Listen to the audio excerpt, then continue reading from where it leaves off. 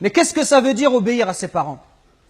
Quel est le cadre qu'Allah m'a fixé? Comment est-ce que je sais si j'obéis à mes parents ou si je leur désobéis?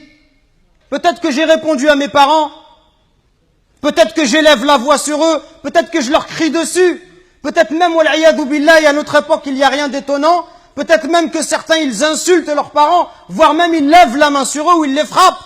Et on entend parfois, wal'iyadou billah, des gens qui vont insulter, qui vont tuer leurs parents pour l'héritage. La règle, le cadre, c'est ce verset coranique. Allah Azza wa Jal, il nous dit, et ton Seigneur a décrété n'adorer que lui. Ça, c'est le droit d'Allah sur ses serviteurs. D'adorer Allah et de ne pas lui donner des associés. Et de marquer de la bonté envers les pères et mères. Si l'un d'eux ou tous deux doivent atteindre la vieillesse auprès de toi, si tes parents ils vont vieillir auprès de toi, ça veut dire quoi? Dans ta maison. Dans ta maison, ça veut dire que tu les mets pas dans une maison de retraite, comme on fait aujourd'hui, où dès que les parents ils sont vieux, on les prend, on les jette dans la maison de retraite, et on vient les voir une fois dans l'année.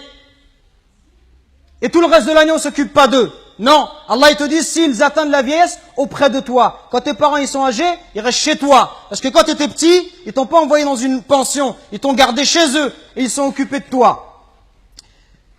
S'ils atteignent la vieillesse, ne leur fais point fi, ne leur dis pas pff. Ça, juste le fait de dire mes frères et sœurs. Comprenez bien ce qu'Allah il nous demande. Le simple fait de dire à son père, pff, ça c'est interdit. Que dire de celui qui se plaint et qui dit à son père ou à sa mère, tu comprends rien, mais c'est toujours pareil avec toi, mais ceci, mais cela. Allah il t'a interdit de juste dire pff. Et ne les brusque pas, mais adresse-leur des paroles respectueuses. Et par miséricorde, abaisse pour eux l'aile de l'humilité et dit, invoque pour tes parents, ô mon Seigneur, fais-leur à tout de miséricorde, comme ils m'ont élevé tout petit. Et il n'y a que lorsque tu seras toi-même un père de famille, ou lorsque tu seras ma sœur, une maman, que tu vas comprendre la valeur de ta mère et de ton père. Quand tu vas voir que la mère, pendant 9 mois, elle te porte et elle subit les difficultés. Elle subit des coups de ta part. Que lorsque tu nais, le jour où Allah t'a mis au monde, ce jour-là, ta mère, elle a l'impression qu'elle allait mourir, tellement les douleurs, elles sont intenses. Et les hommes, on ne sait pas de quoi on parle quand on parle de cela. Il n'y a qu'une femme qui peut l'expliquer. Quand ta mère, pendant 2 ans, elle t'a allaité, elle dormait pas la nuit. Pendant 2 ans, tu lui as perturbé son sommeil. Quand tes parents, à 4 heures du matin, ils sont levés pour aller travailler, pour t'acheter des vêtements. Quand lorsque tu es malade, ta mère, elle trouve pas le sommeil. Même quand tu as 30 ou 40 ans, si tu rentres à 1 heure du matin, ta mère, elle t'attend encore pour demander de tes nouvelles ou pour te préparer à manger. Qui va se comporter avec toi si c'est pas ta mère et ton père? Qui va se comporter comme ça avec toi? Et nous, on est gentils avec nos copains. À n'importe quelle heure, on répond à l'appel de nos amis qui nous demandent de l'aide, on les aide. Mais est-ce qu'on aide nos parents? Est-ce qu'on est à leur écoute? Est-ce qu'on leur donne du temps? Est-ce qu'on leur montre du respect?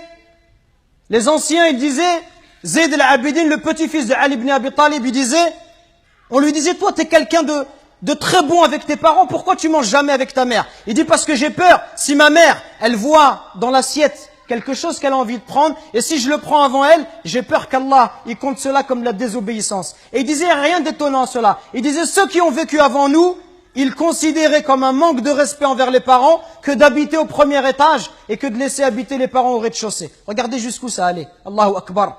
Le simple fait d'être au-dessus de sa mère, au premier étage, sa mère, au rez-de-chaussée, ils considéraient ça comme un manque de respect.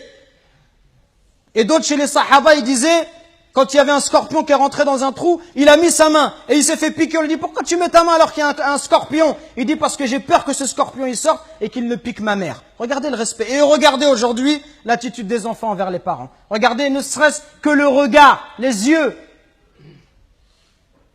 Wallahi mes frères, si nos parents ils invoquent contre nous, wallahi c'est pour nous le malheur dans la vie d'ici-bas et dans celle de l'au-delà. Allah Azza wa Jal, par l'intermédiaire du prophète alayhi salatu wassalam, il nous dit qu'Allah il a interdit le paradis.